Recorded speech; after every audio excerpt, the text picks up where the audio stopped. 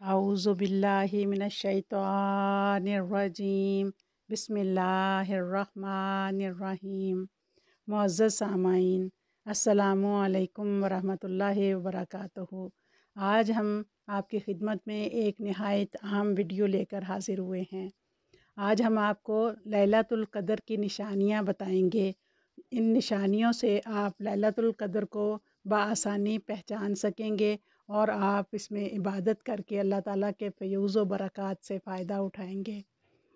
इसके लिए आपको चाहिए कि हमारी वीडियो आखिर तक देखें और उसे लाइक और सब्सक्राइब करें और शेयर करें ताकि ज़्यादा से ज़्यादा लोग इससे फ़ायदा उठाएं और आप भी इस सदका जारिया में हमारे साथ हिस्सादार हों। आइए अब वीडियो की तरफ कि लैलतुल क़द्र ये वो बाबरकत रात है जिसके बारे में कुरान करीम में पूरी सूरत अल क़द्र नाजिल हुई है।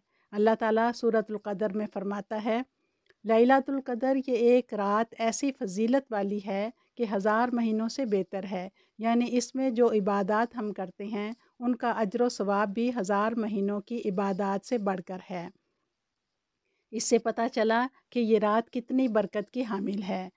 आइए अब हम देखते हैं कि हमें कैसे पता चलेगा कि लैलतुल क़द्र कब है। रसूल पाक सल्लल्लाहु अलैहि वसल्लम की अहदीस से कुछ ऐसे इशारे मिलते हैं जिससे हमें अंदाज़ा होता है। रसूल पाक सल्लल्लाहु अलैहि वसल्लम की एक हदीस में अपने अल्फाज में बयान करती हूँ।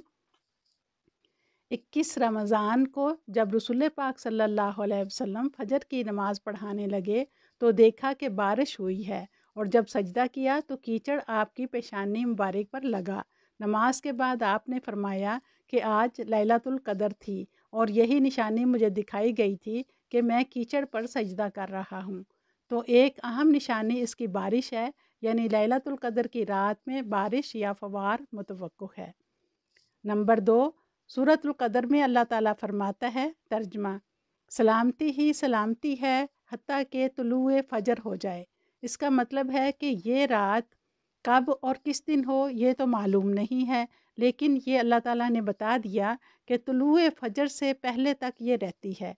इसलिए रमज़ान में सहरी के वक्त रोज़ा रखने के साथ साथ हमें इबादत और दुआओं की तरफ भी तवज्जो करनी चाहिए। 2 नफल ज़रूर पढ़ने चाहिए। कोई रात तो होगी जो लैलतुल क़द्र हो और हमारी सुबह से पहले की ये इबादत मकबूल हो जाए। आमीन।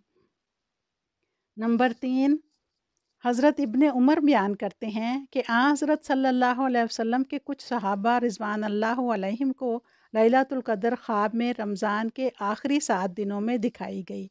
इस पर हज़रत सल्लल्लाहु अलैहि वसल्लम ने फरमाया, मैं देखता हूँ कि तुम्हारे ख्वाब रमज़ान के आखिरी हफ्ता पर मुत्तफ़िक हैं। इसलिए जो शख्स लैलतुल क़द्र की तलाश करना चाहे वो रमज़ान के आखिरी हफ्ते में करे। नंबर 4, लैलतुल क़द्र की कोई ऐसी निशानी नहीं है जिससे वो आम रातों से अलग महसूस हो, लेकिन उसकी फ़जीलत में एक ये बात है कि इंसान जब इस रात में इबादत करे और उसे बहुत सुकून और इत्मीनान नसीब हो और उसका दिल गवाही दे कि आज की तमाम इबादत मकबूल है, उसके दिल में अजीब सी खुशी और इत्मीनान हो, तो समझो कि ये लैलतुल क़द्र है, क्योंकि ये ऐसी बाबरकत रात है कि इसमें अल्लाह ताला के हुक्म से फ़रिश्ते नाजिल होते हैं और हर तरफ सलामती ही सलामती होती है, इत्मीनान और सुकून होता है। नंबर 5, अगर 27वीं रमज़ान और जुमातुल मुबारक एक साथ आ जाएं तो कभी यकीन है कि ये लैलतुल क़द्र है, क्योंकि जुमा की बरक़ात और 27वीं रमज़ान की बरक़ात अल्लाह ताला ने लैलतुल क़द्र में जमा कर दी हैं। नंबर 6, बाज़ लोग कहते हैं कि इस रात में बहुत रोशनी नज़र आती है, ये लाजमी नहीं है।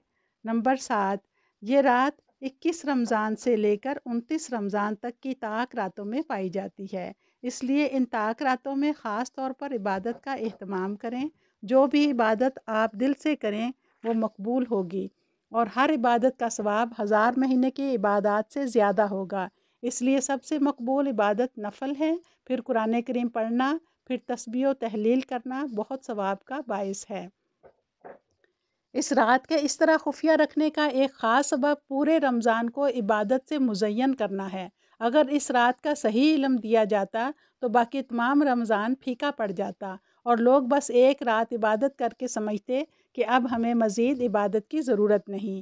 یہ بہت بڑی حکمت ہے۔ تمام رمضان میں اللہ تعالیٰ سے انسان اپنا تعلق مضبوط کرتا ہے، اس پر توکل کرتا ہے، اپنے گناہوں کی معافی مانگتا ہے اور اسے عبادات سے سجاتا ہے۔ حضرت عائشہ رضی اللہ تعالیٰ عنہ بیان کرتی ہیں کہ میں نے حضرت صلی اللہ علیہ وسلم سے پوچھا، اے اللہ کے رسول، اگر مجھے معلوم ہو جائے کہ یہ لیلۃ القدر ہے تو میں کیا دعا مانگوں؟ اس پر حضور صلی اللہ علیہ وسلم نے فرمایا، تم یوں دعا کرنا، اے میرے خدا، تو بخشنے والا ہے، بخشش کو پسند کرتا ہے، مجھے بخش دے اور میرے گناہ معاف فرما۔